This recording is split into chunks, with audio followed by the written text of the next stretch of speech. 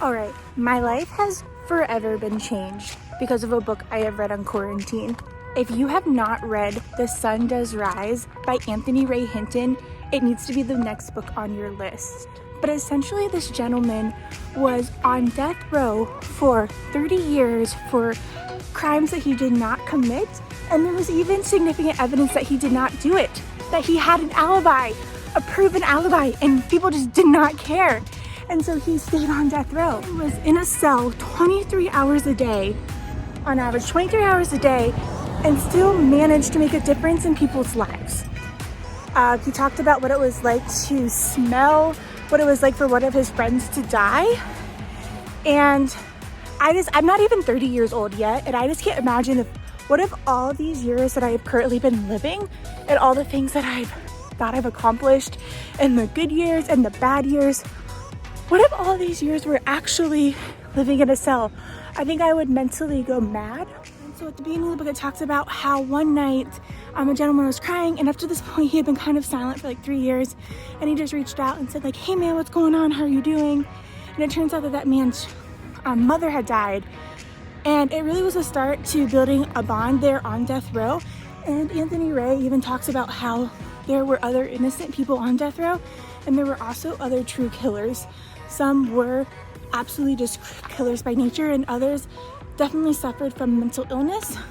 But he did mention that he had this one friend whose name was Henry, and he later found out that Henry was on death row because he was a member of the KKK and actually was involved in a lynching of a black gentleman.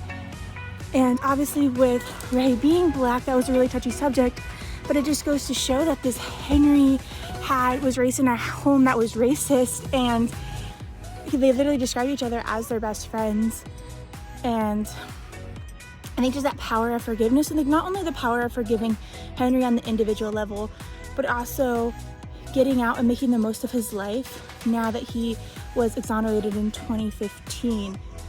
The other thing that he really focused on in the book was reading books. He started a book club, and there were 6 men that were allowed to participate in the book club.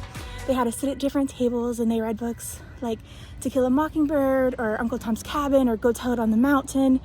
But they only came to meet for 1 hour every month, and he started that, and he just talked about the power of education, the power of reading, and that just excites me because I love reading so much, and I love telling my students about how amazing books are and how lucky we are to have access to them because so many people don't.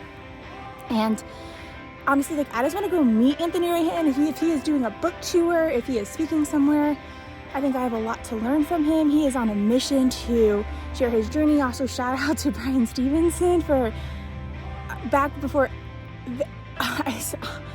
not very many people were aware of what was happening, especially in the southern states, especially Alabama. I want to go to law school, and you're just an inspiration of all the lives that you've been able to change, and not only the lives that you've been able to change, but all the people like me whose perspectives have been changed because of the work that you're doing. And you're humanizing the stories and letting us hear them so that we can relate to them, and we can also hopefully be a part of the mission of bringing awareness and true justice, not just conviction rates. So I'm really excited to talk about Anthony Ray Hinton in my leadership class tomorrow, where it just goes to show that you do not have to be a CEO or extremely wealthy to be a leader. You can literally be on death row in a jail in Alabama and change lives, and you're still changing lives. And that just goes to show that wherever we are, we can influence people and we can make a difference.